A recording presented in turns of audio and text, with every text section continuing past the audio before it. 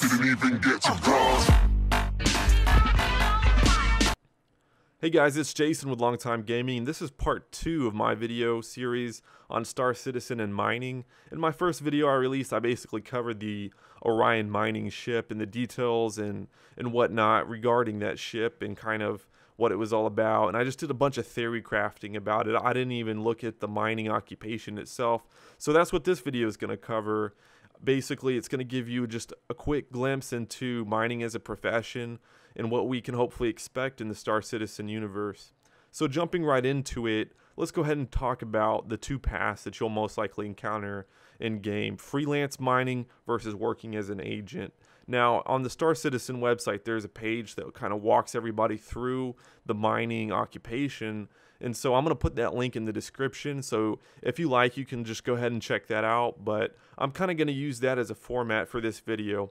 So anyways, freelance mining is exactly how it sounds. It's you incurring all the costs and risks associated with the mining profession. It's going to be your ship, your crew, either NPC or maybe you can hire people in-game. It's going to be all of your assets at risk. However, the upside is going to be that you're going to get the majority of all the profits that your risks and whatnot incur. You're going to be able to get that money in the ore and the precious resources, and all your hard work is going to go directly to the amount that you receive at the end of the day. Now, working as an agent, you're still going to hopefully be able to make money, but as an agent of an organization, it's the organization who's going to front you basically all the necessary requirements, the ship and the equipment and whatnot, to go out there and mine, and at the end of the day, they're the ones who are going to be taking the majority of the profits. Now, this has its ups and downs, and I imagine starting out, we could probably expect to be working as an agent for an organization before eventually going and doing some freelance work. Or perhaps you don't want to be your big profession. The main thing you do in this game isn't going to be mining. And so as opposed to going that route and investing serious capital into the mining profession, just whenever you feel like it, you can go out as an agent and kind of fill a role in the mining career path. But, you know, it's not your main thing. Now, just continuing on, there's a few things. There's things that you're going to have to keep in mind if you choose mining as a profession. The first is kind of finding a place to mine, an asteroid field. And so what they've kind of done is said, hey, we're going to put these areas out there that are going to have so-so resources, these asteroid fields. A good example that they kind of put is the Colossus cluster, for example. And, you know, this cluster of asteroids is going to have various minerals and whatnot, but the kind of the back story to, you know, asteroids and stuff that are known to the public and known by everybody is that they've kind of already been run through. And so you'll have access to them, but you can't expect there to be kind of high value minerals and whatnot, and you probably expect a lot of people to be there early on and whatnot. Now, if you want to be a miner, you're going to be looking for these high value resources.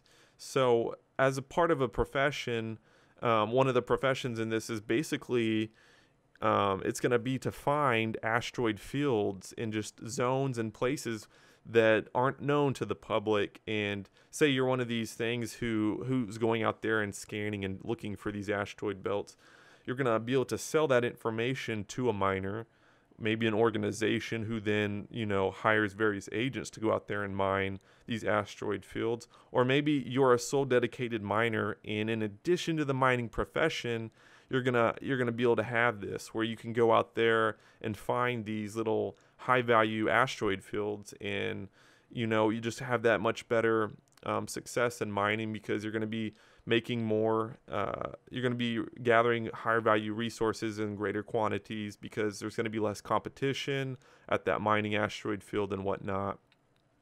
Moving along, because I will eventually talk about the Orion, but just wanted to kind of cover the basics of the mining specialties. The first of which is the pilot. Obviously, this is important because they're going to be the one controlling the ship, and so in this instance, you basically have to worry about positioning. What's going to be the optimal placement of your ship to get the most resources in the safest way possible.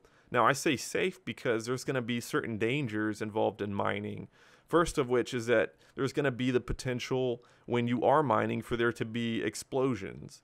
And so I can just see like Chris Roberts and everybody who sat down, you know, Knights of the Round Table style, and like, you know what, mining's kind of been a passive thing to do in these MMOs such as Eve. People watch TV or they multitask while they're mining. It's almost like an AFK thing where you set yourself to mining and you AFK for 3, 4, 5 minutes at a time, and you come back and then you mess with it for a few seconds and you just kind of go on, and it's fun, I guess, to a degree. I've done it. I played Eve and did it, but it's kind of boring after a while, and it's not something very exciting. So what they've decided to do is implement the adrenaline rush that I can only imagine is going to be the chance of having these asteroids and basically have explosive materials. So as you're mining, there's going to be a serious risk that you're going to be losing basically equipment, maybe your ship. Can you imagine spending all the money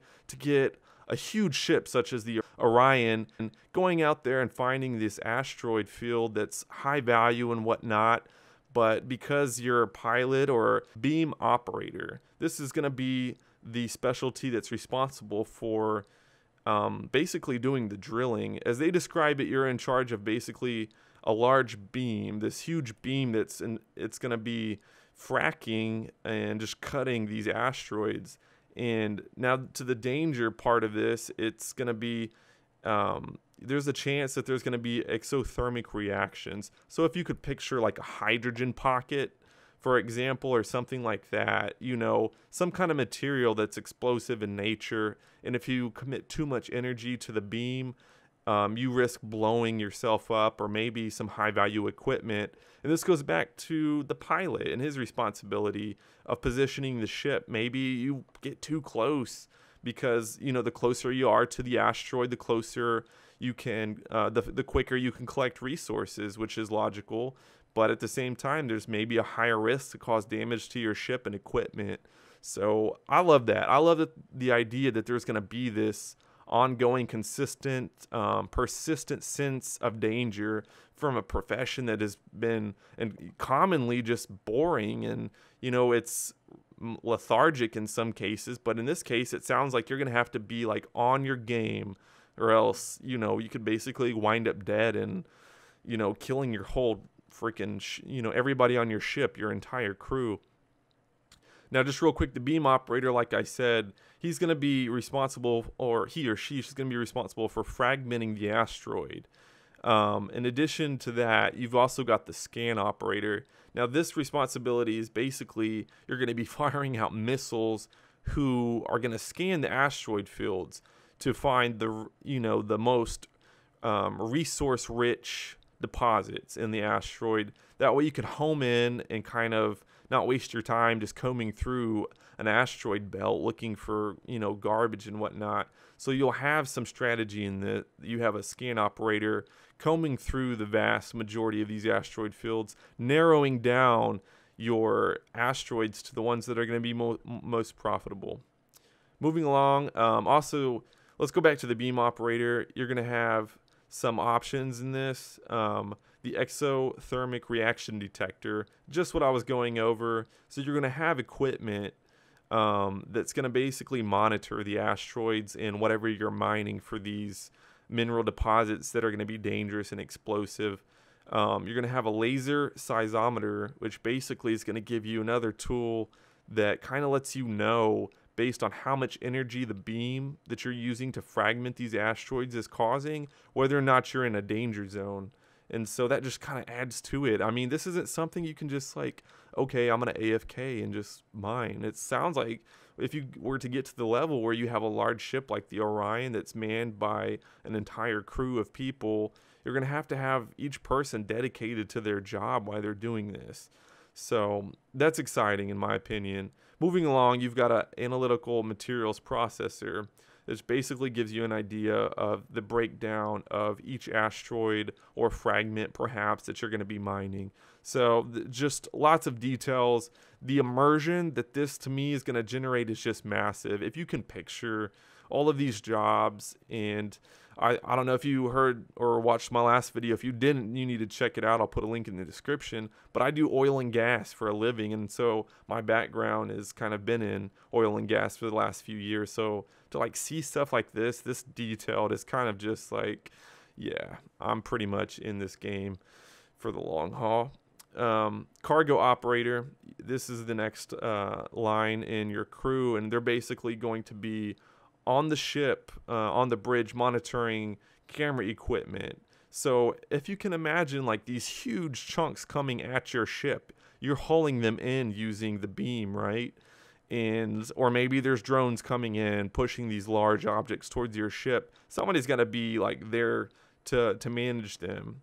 So that's going to be cool to see how that kind of plays out using cameras on a ship and just kind of, you know, looking at things and managing these large objects coming at you. Or maybe you have to set it up to where there's an asteroid, you know, a line, like you've got multiple asteroids kind of that you're managing and bringing in and processing and whatnot. Next is the refinery operator, which essentially is going to be responsible. They're going to be like a filter, bringing in the raw ore as it gets processed in your ship, like such as the Orion, assuming you have a built-in refinery. Not all ships are going to have this, mind you. I imagine some of the smaller starter ships and intermediate level ships, you're going to be able to collect raw ore, but then are going to have to take it back to a refining facility, for example. But like end-game ships, maybe like the Orion, they've got a built-in refinery, and you're going to need a refinery operator to be optimal